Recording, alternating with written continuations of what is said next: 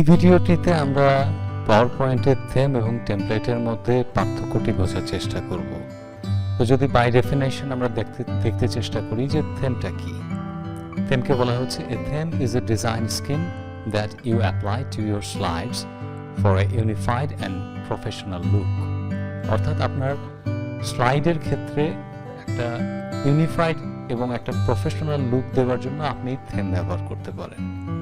এবং অন্যদিকে what is template? টেমপ্লেটের অর্থ হচ্ছে template comes with pre-made text, অর্থাৎ কিছু রেডিমেড টেক্সট টেমপ্লেটে সেট করাই থাকে, সেখানে থিম থাকতেও পারে, সেখানে থিম নাও থাকতে পারে। বিষয়টি বাই ডেফিনেশন যেহেতু একটু কমপ্লিকেটেড, বোঝাটা একটু মুশকিল, এটাকে আমরা আসেন একটু ডিফাইন করার চেষ্টা করি, দেখানোর চেষ্টা করি। আমরা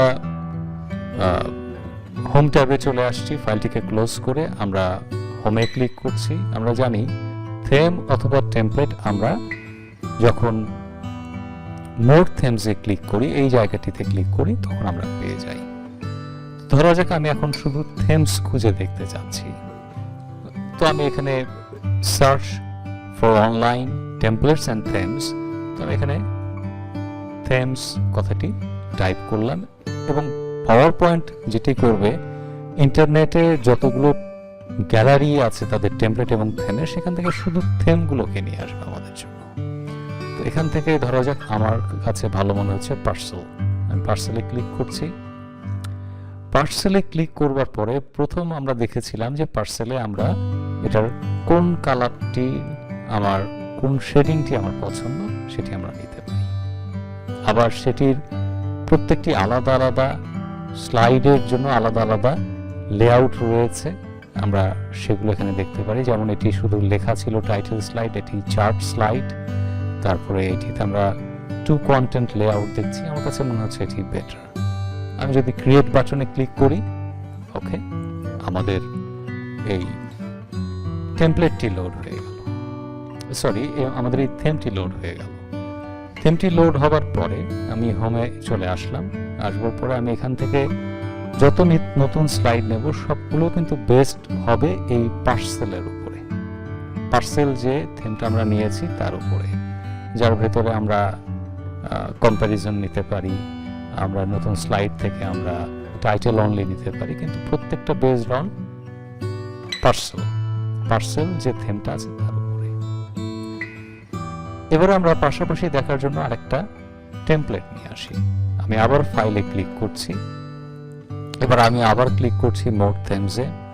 এটি জাস্ট আমরা বোঝার জন্য নিয়ে আসব।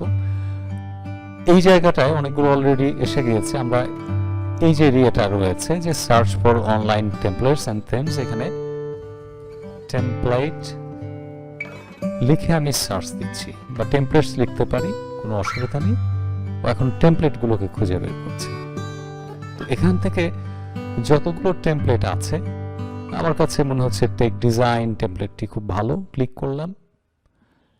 এটির ডাউনলোড সাইজ নেটের মাইক্রোসফট কর্পোরেশনে যেখানে আছে সেখান থেকে এটি নিয়ে আসবে। আমরা ক্রিয়েট বাটনে ক্লিক করছি। পার্থক্যটা কিন্তু দেখবেন, টেমপ্লেটের ক্ষেত্রে ঘটনাটি যেটি ঘটলো, এখানে কিন্তু অনেকগুলো স্লাইড চলে এসেছে।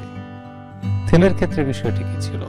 থিমের ক্ষেত্রে কিন্তু এতগুলো স্লাইড ছিল না, আমরা ম্যানুয়ালি স্লাইড তৈরি করেছি। বাট টেমপ্লেটের ক্ষেত্রে কি হলো, অনেকগুলো রেডিমেড স্লাইড তৈরি করে দেয়া আছে লেখা সহ, সেগুলো চলে এসেছে।